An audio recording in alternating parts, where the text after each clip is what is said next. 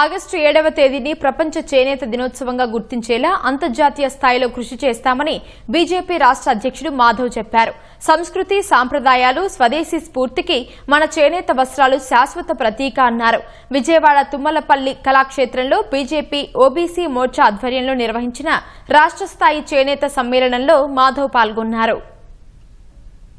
అనేక రకాల కళలను జోడించి ఆ కళలు కూడా ఒక్కొక్క చోట ఒక్కొక్క అద్భుతం, ప్రపంచం అంతా ఆశ్చర్యపోతుంది. నిజంగానే అనేక రకాల అద్భుత విన్యాసాలు, అనేక రకాల చిత్రాలు దాంట్లో ఏ విధంగా నేయగలుగుతున్నారు.